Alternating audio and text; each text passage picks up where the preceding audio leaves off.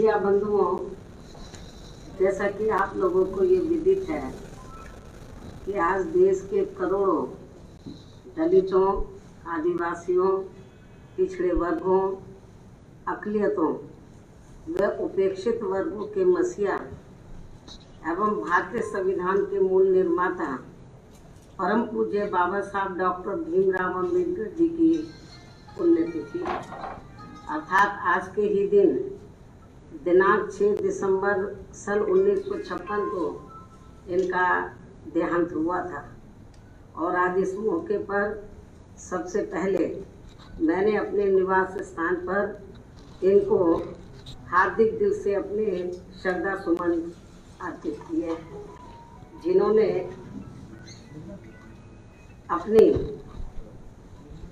पूरी जिंदगी अनेकों कष्ट झेलकर खासकर इन वर्गों के लोगों को अपने पैरों पर खड़ा करने के लिए समर्पित किया। इतना ही नहीं बल्कि भारतीय संविधान बनाने का मौका मिलने पर फिर इन्होंने इन वर्गों के लोगों को हर स्तर पर अपने पैरों पर खड़ा करने के लिए इन्हें कानूनी अधिकार भी दिलाए हैं, जिनका यहाँ केंद्र व राज्यों की भी जातिवादी सरकारों के चलते इन्हें पूरा लाभ नहीं मिल पा रहा है। ये बड़े दुख व चिंता की भी बात है। इसलिए बाबा साहब डॉक्टर भीमराव अम्बेडकर ने अपने जीते भी इन वर्गों के लोगों को कानूनी अधिकार दिलाने के साथ साथ उन्हें ये भी कहा था, यदि इन वर्गों के लोगों को भारतीय संविधान में मिले कानूनी अधिकारों का सही से पूरा लाभ लेना है तो इनको संगठित होकर केंद्र व राज्यों में भी राजनीतिक सत्ता की मास्टर चाबी खुद अपने हाथों में लेनी होगी। और इस बात का सबसे बड़ा सबूत यूपी में बीएसपी के नेतृत्व में रहा 4 बार का शासनकाल है।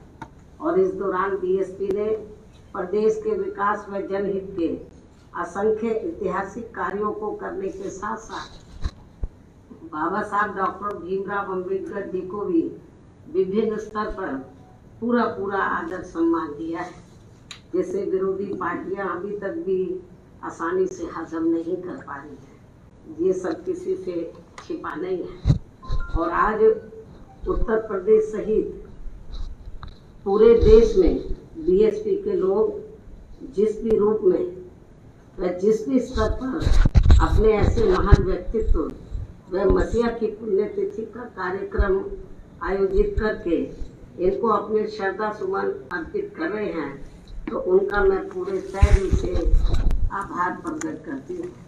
इसके साथ साथ यहाँ मैं ये भी कहना चाहूँगी कि देश में संकीर्ण व जातिवादी सोच रखने वाली ऐसी पार्टियां व संगठन आदि भी हैं, जिन्होंने बाबा साहब डॉक्टर भीमराव अम्बेडकर की मानवतावादी सोच व संघर्ष का हमेशा विरोध किया है तथा उनकी घोर उपेक्षा भी की है। लेकिन अब वे अपने राजनीतिक हित के लिए दिखाती व बनावटी प्रेम के रूप में मजबूरी में उन्हें याद करते हुए हमें नजर आ रहे हैं।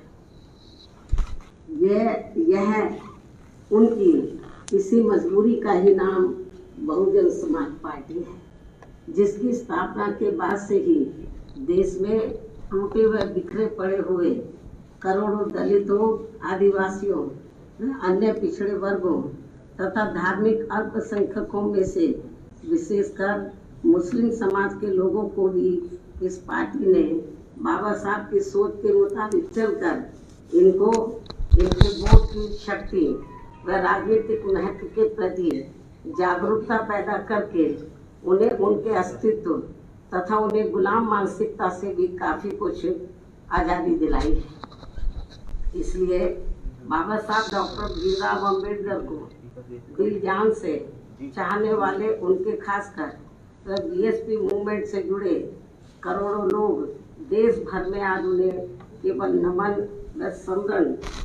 नमन व याद ही नहीं कर रहे हैं, बल्कि उनके अति महत्व आकांक्षी आत्मसम्मान व स्वाभिमान के मूवमेंट को पूरे समर्पण के साथ आगे बढ़ाते रहने का संकल्प भी ले रहे हैं, तैयार भी कर रहे हैं। इसके साथ ही बीएसपी का संघर्ष व मुख्य लक्ष्य बाबा साहब डॉक्टर भीमराव अम्बेडकर के अति महत्वाकांक्षी आत्मसम्मान व स्वाभिमानी मूवमेंट तथा उनकी समतामूलक व न्यायपूर्ण सोच को देश में जिंदा रखने व उसे आगे बढ़ाने का मूवमेंट भी है, जिसे कभी भी कम करके नहीं आंका जाना चाहिए। और ये कारवां बाबा साहब का और ये कारवां न रुकने वाला है और न ही झुकने वाला है, बल्कि बाबा साहब डॉक्टर भीमराव अम्बेडकर के चट्टान जैसे मजबूत इरादों की तरह पत्थर काट कर अपना रास्ता खुद बनाने वाला है, जिसके नेतृत्व पर लोगों को हमेशा पूरा विश्वास रहा है।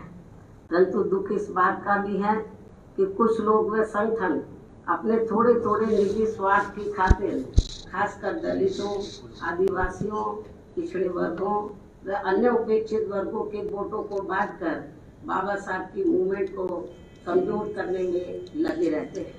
हालांकि उन सबका स्वार्थ फिर चुनाव के बाद उन्हें पैदल करके फिर से ऐसा छोड़ देते हैं कि वे न करते रहते हैं न खाते। लेकिन इन सबके बावजूद भी बीएसपी को अपने लोगों की भरपूर लगन, मेहनत व मिशनरी संघर्ष पर पूरा भरोसा है कि वे विरोधियों के इन सभी साम दाम दंड भेद आदि हथकंडों का डटकर मुकाबला करते हुए अर्थात सामना करते हुए अपने मकसद में जरूर कामयाब होंगे। और फिर इस बार सन 2022 में बीएसपी की पूर्ण बहुमत की सन 2007 से भी अधिक मजबूत सरकार बनेगी। साथ ही इसी चुनाव में यूपी से लगे उत्तराखंड स्टेट में भी इस बार बीएसपी अपना बेहतर रिजल्ट लाएगी। इसके साथ साथ पंजाब स्टेट में भी अपने गठबंधन की मजबूत सरकार जरूर बनाएगी।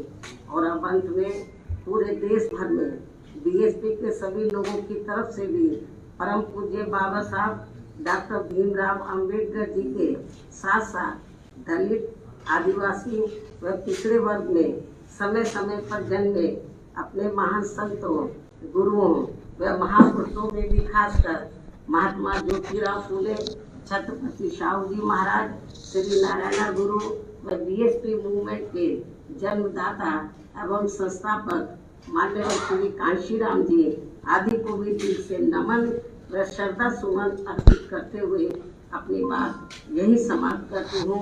धन्यवाद। जय भीम व जय भारत।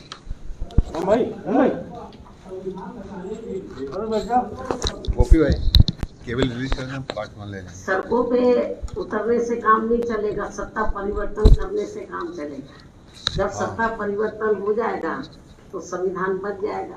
सड़कों पे उतरने से सत्ता में बैठे हैं बाबा साहब डॉक्टर अम्बेडकर के विरोधी लोग, तो लेकिन हम सड़कों पे उतर के क्या करेंगे, क्योंकि हमें सत्ता परिवर्तन करना होगा।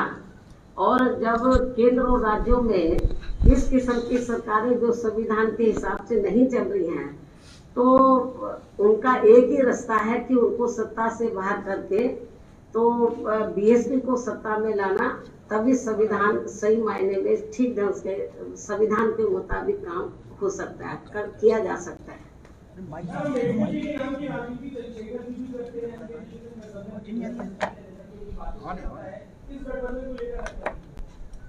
ये तो यूपी की जनता अच्छी प्रकार से देख रही है और ये भी जनता को मालूम है कि ये गठबंधन करने वाले लोग जो विजय रथ यात्रा निकाल रहे हैं, तो अभी तो विजय मिली भी नहीं है इनको।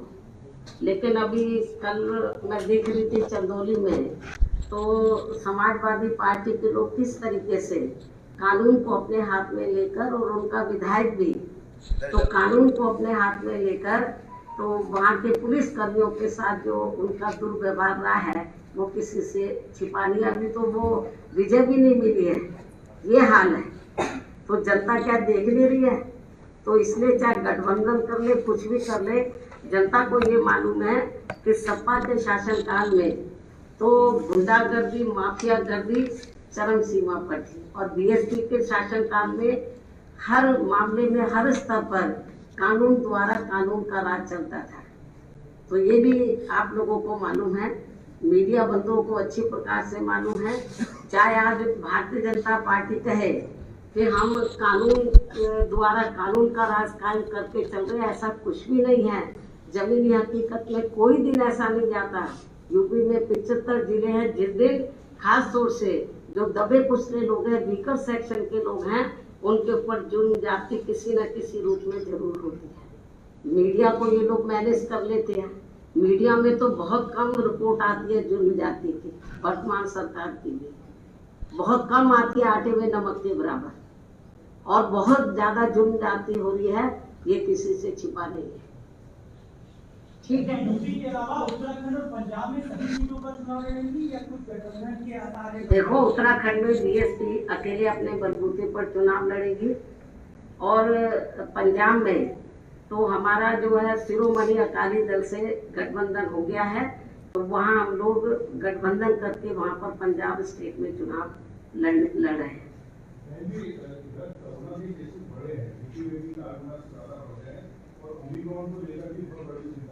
ऐसे में आने वाले चुनाव की तरह से